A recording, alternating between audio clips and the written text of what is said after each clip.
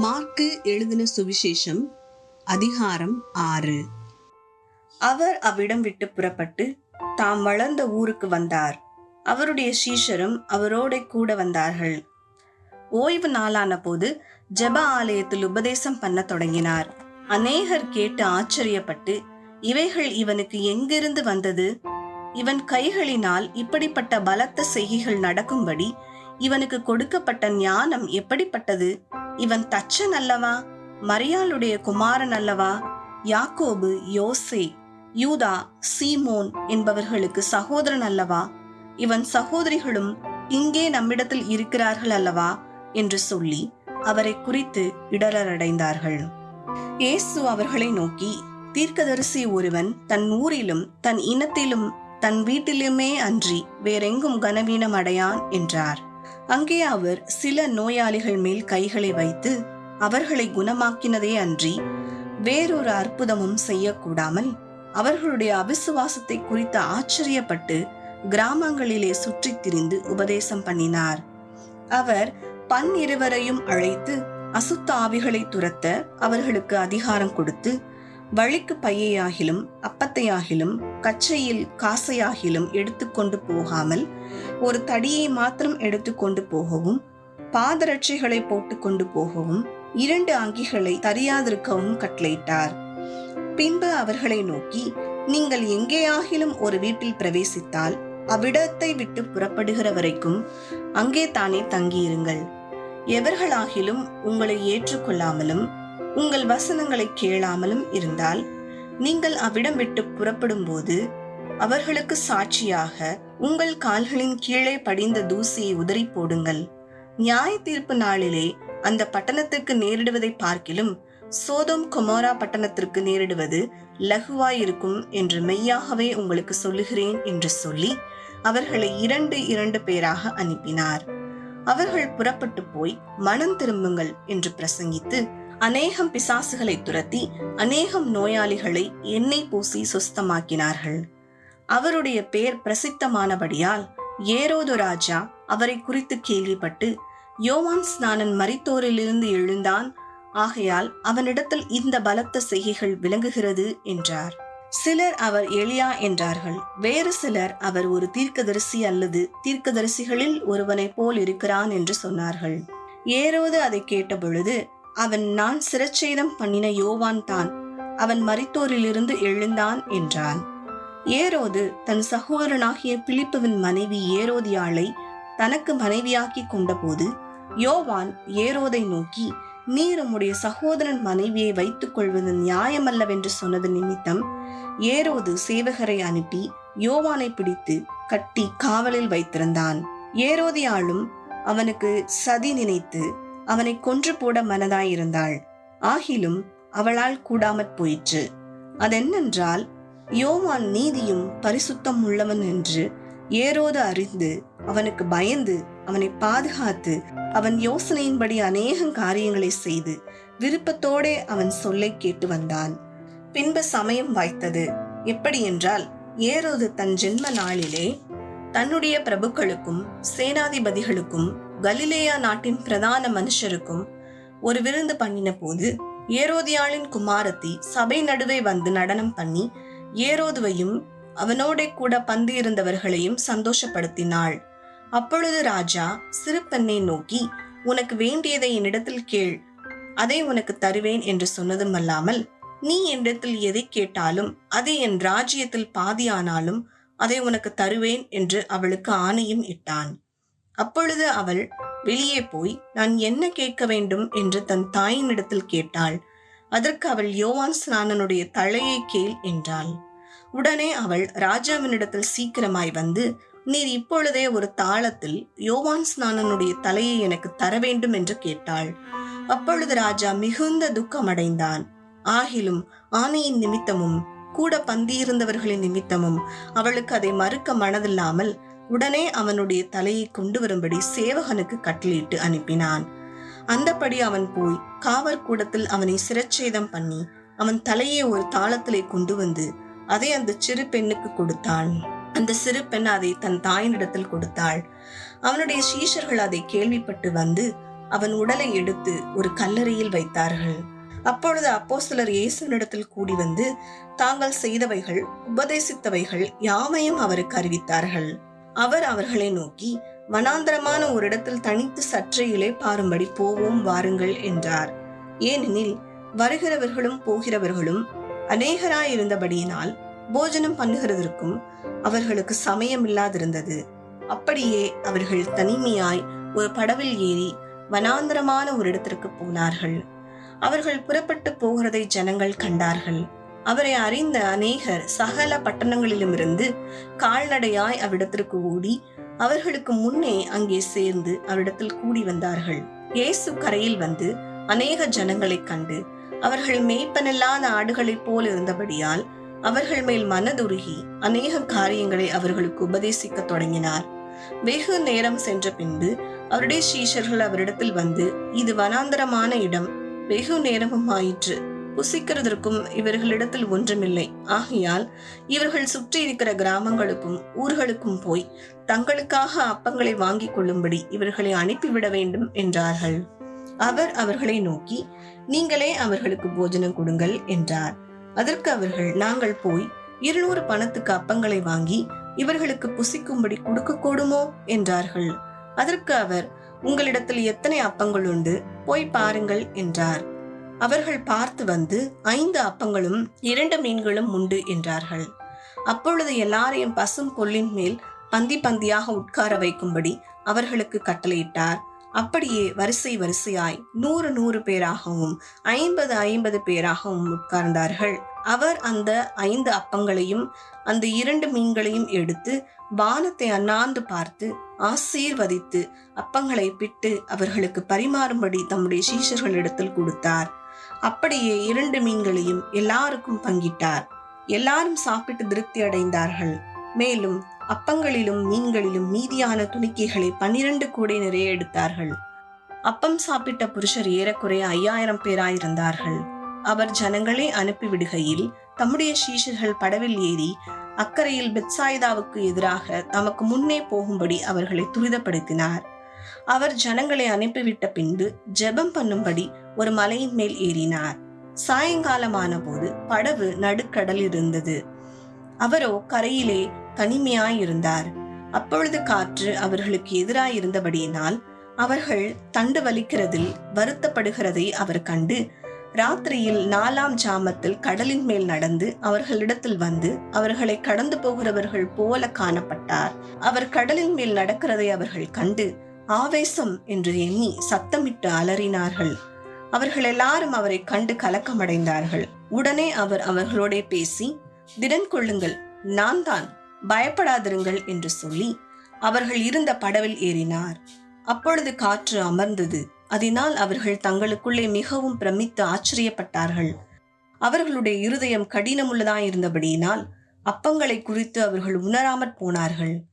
அவர்கள் கடலை கடந்து கெனசரேத் என்னும் நாட்டிற்கு வந்து கரை பிடித்தார்கள். அவர்கள் படவிலிருந்து இறங்கின உடனே ஜனங்கள் அவரை அறிந்து அந்த சுற்றுப்புறம் எங்கும் ஓடி திரிந்து பிணியாளிகளை படுக்கைகளில் கிடத்தி அவர் வந்திருக்கிறார் என்று கேள்விப்பட்ட இடங்களிலெல்லாம் சுமந்து கொண்டு வந்தார்கள். அல்லாமலும் அவர் பிரவேசித்த கிராமங்கள், பட்டணங்கள், நாடுகள் எவைகளோ அவைகளின் சந்தை வெளிகளிலே வியாதிக்காரரை வைத்து அவருடைய வஸ்திரத்தின் ஓரத்தை ஆகிலும் அவர்கள் தொடும்படி உத்தரவாக வேண்டும் என்று அவரை வேண்டிக் கொண்டார்கள். அவரை தொட்ட யாவரும் சொஸ்தமானார்கள். மார்க்கு அதிகாரம் 7. எருசலேமிலிருந்து வந்த பரிசேயரும் வேத பாரகரில் சிலரும் அவரிடத்தில் கூடி வந்தார்கள்.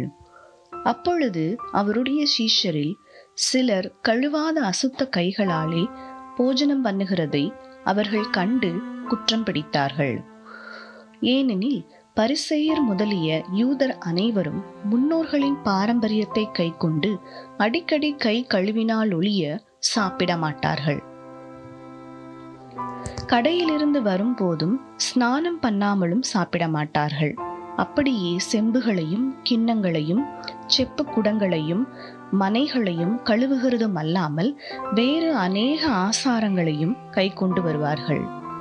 அப்பொழுது அந்த பரிசேயரும் வேத பாரகரும் அவரை நோக்கி, உம்முடைய சீஷர்கள் முன்னோர்களின் பாரம்பரியத்தை மீறி ஏன் கை கழுவாமல் சாப்பிடுகிறார்கள் என்று கேட்டார்கள்.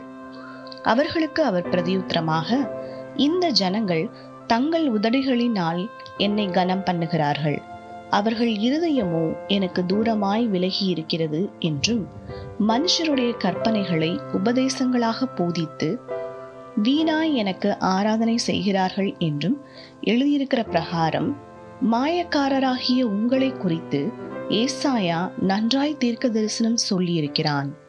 நீங்கள் தேவனுடைய கட்டளையை தள்ளிவிட்டு மனுஷருடைய பாரம்பரியத்தை கை கொண்டு வருகிறவர்களாய் கிண்ணங்களையும் செம்புகளையும் கழுவுகிறீர்கள் மற்றும் இப்படிப்பட்ட அநேக சடங்குகளையும் அனுசரித்து வருகிறீர்கள் என்றார். பின்னும் அவர் அவர்களை நோக்கி, நீங்கள் உங்கள் பாரம்பரியத்தை கை கொள்ளும்படிக்கு தேவனுடைய கட்டளைகளை வியர்த்தமாக்கினது நன்றாயிருக்கிறது. எப்படியெனில், உன் தகப்பனையும் உன் தாயையும் கனம் பண்ணுவாயாக என்றும், தகப்பனையாவது தாயையாவது நிந்திக்கிறவன் கொல்லப்பட வேண்டும் என்றும் மோசே சொல்லியிருக்கிறாரே. நீங்களோ ஒருவன் தன் தகப்பனையாவது தாயையாவது நோக்கி, உனக்கு நான் செய்யத்தக்க உதவி எது உண்டோ அதை கொர்பான் என்னும் காணிக்கையாக கொடுக்கிறேன் என்று சொல்லிவிட்டால் அவனுடைய கடமை தீர்ந்தது என்று சொல்லி அவனை இனி தன் தகப்பனுக்காவது தன் தாய்க்காவது யாதொரு உதவியும் செய்ய ஒட்டாமல் நீங்கள் போதித்த உங்கள் பாரம்பரியத்தினால் தேவ வசனத்தை அவமாக்குகிறீர்கள். இது போலவே நீங்கள் மற்றும் அநேக காரியங்களையும் செய்கிறீர்கள் என்று சொன்னார். பின்பு அவர் ஜனங்கள் எல்லாரையும் வரவழைத்து அவர்களை நோக்கி, நீங்கள் எல்லாரும் எனக்கு செவி கொடுத்து உணருங்கள். மனுஷனுக்கு புறம்பே இருந்து அவனுக்குள்ளே போகிறதென்றும் அவனை தீட்டுப்படுத்த மாட்டாது. அவன் உள்ளத்திலிருந்து புறப்படுகிறவைகளே அவனை தீட்டுப்படுத்தும். கேட்கிறதற்கு ஒருவன் காதுள்ளவனாயிருந்தால் கேட்க கடவன் என்றார்.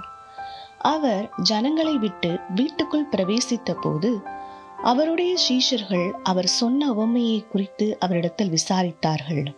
அதற்கு அவர், நீங்களும் இவ்வளவு உணர்வில்லாதவர்களா? புறம்பே இருந்து மனுஷனுக்குள்ளே போகிறது ஒன்றும் அவனை தீட்டுப்படுத்த மாட்டாதென்று நீங்கள் அறிந்து கொள்ளவில்லையா? அது அவன் இருதயத்தில் போகாமல் வயிற்றிலே போகிறது. அதிலிருந்து எல்லா போஜனங்களின் அசுத்தங்களையும் கழிக்கிற ஆசன வழியாய் நீங்கி போகும். மனுஷனுக்குள்ளே இருந்து புறப்படுகிறதே மனுஷனை தீட்டுப்படுத்தும். எப்படியெனில், மனுஷருடைய இருதயத்துக்குள் இருந்து பொல்லாத சிந்தனைகளும் விபச்சாரங்களும் வேசித்தனங்களும் கொலை பாதகங்களும் களவுகளும் பொருளாசைகளும் துஷ்டத்தனங்களும் கபடும் காம விகாரமும் வன்கண்ணும் தூஷணமும் பெருமையும் மதிகேடும் புறப்பட்டு வரும். பொல்லாங்கானவைகளாகிய இவைகளெல்லாம் உள்ளத்திலிருந்து புறப்பட்டு மனுஷனை தீட்டுப்படுத்தும் என்றார்.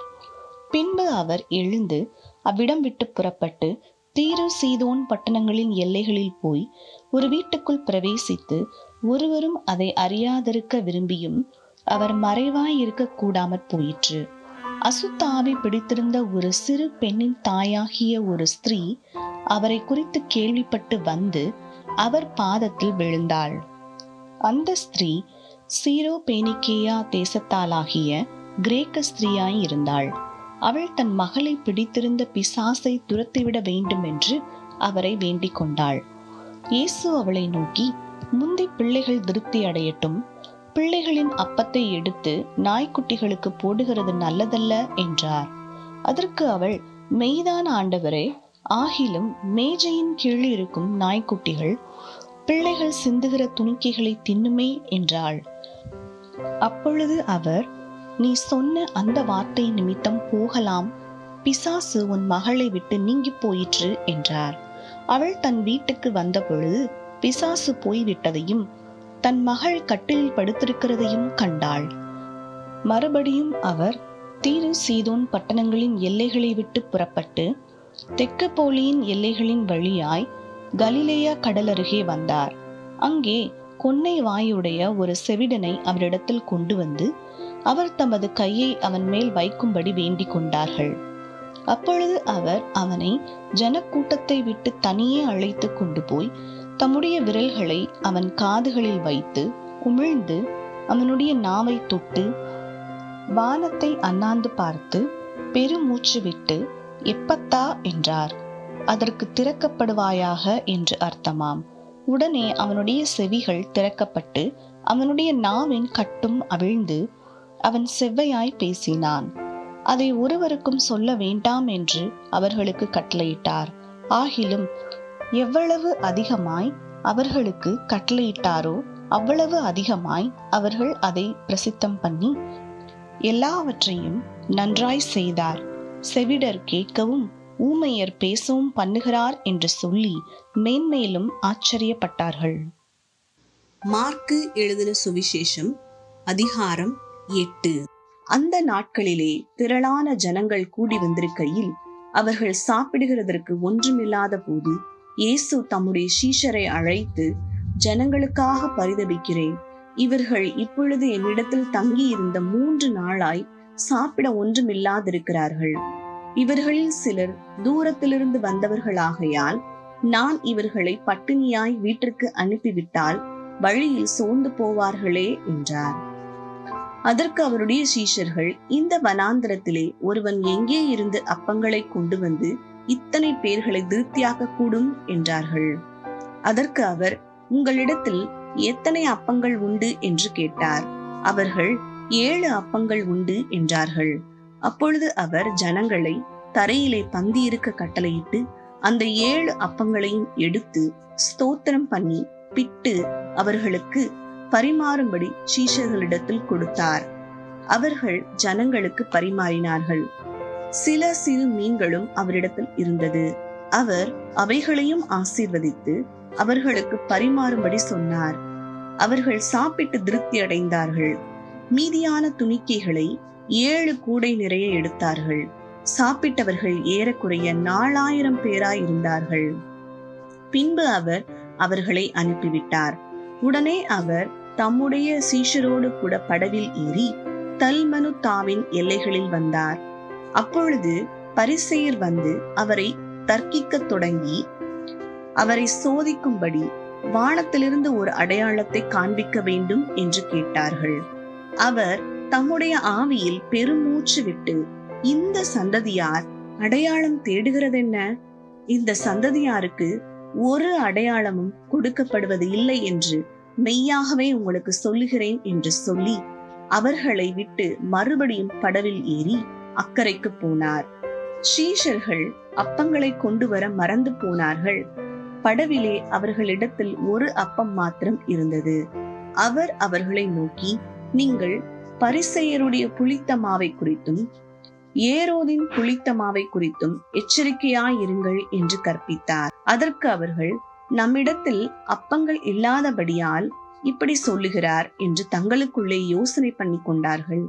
இயேசு அதை அறிந்து அவர்களை நோக்கி, உங்களிடத்தில் அப்பங்கள் இல்லாதபடியினால் நீங்கள் யோசனை பண்ணுகிறதென்ன? இன்னும் சிந்தியாமலும் உணராமலும் இருக்கிறீர்களா? இன்னும் உங்கள் இருதயம் கடினமாய் இருக்கிறதா? உங்களுக்கு கண்களில் இருந்தும் காணாதிருக்கிறீர்களா? காதுகள் இருந்தும் கேளாதிருக்கிறீர்களா? நினைவு கூறாமல் இருக்கிறீர்களா? நான் 5 அப்பங்களை 5000 பேருக்கு பங்கிட்ட போது மீதியான துணிக்கைகளை எத்தனை கூடை நிறைய எடுத்தீர்கள் என்று கேட்டார். 12 என்றார்கள். நான் 7 அப்பங்களை 4000 பேருக்கு பங்கிட்ட போது மீதியான துணிக்கைகளை எத்தனை கூடை நிறைய எடுத்தீர்கள் என்று கேட்டார். 7 என்றார்கள். அப்படியானால் நீங்கள் உணராதிருக்கிறது எப்படி என்றார். பின்பு அவர் பெத்சாயிதா ஊருக்கு வந்தார். அப்பொழுது ஒரு குருடனை அவரிடத்தில் கொண்டு வந்து அவனை தொடும்படி அவரை வேண்டிக் கொண்டார்கள். அவர் குருடனுடைய கையை பிடித்து அவனை கிராமத்துக்கு வெளியே அழைத்து கொண்டு போய் அவன் கண்களில் உமிழ்ந்து அவன் மேல் கைகளை வைத்து, எதையாகிலும் காண்கிறாயா என்று கேட்டார். அவன் ஏறிட்டு பார்த்து, நடக்கிற மனுஷரை மரங்களைப் போல காண்கிறேன் என்றான். பின்பு அவர் மறுபடியும் அவன் கண்களின் மேல் கைகளை வைத்து அவனை ஏறிட்டு பார்க்கும்படி செய்தார். அப்பொழுது அவன் சொஸ்தமடைந்து யாவரையும் தெளிவாய் கண்டான். பின்பு அவர் அவனை நோக்கி, நீ கிராமத்தில் பிரவேசியாமலும் கிராமத்தில் இதை ஒருவருக்கும் சொல்லாமலும் இரு என்று சொல்லி அவனை வீட்டிற்கு அனுப்பிவிட்டார். பின்பு இயேசுவும் அவருடைய சீஷர்களும் புறப்பட்டு பிலிப்பு செசரியா பட்டணத்தை சேர்ந்த கிராமங்களுக்கு போனார்கள். வழியிலே அவர் தம்முடைய சீஷர்களை நோக்கி, ஜனங்கள் என்னை யார் என்று சொல்லுகிறார்கள் என்று கேட்டார்.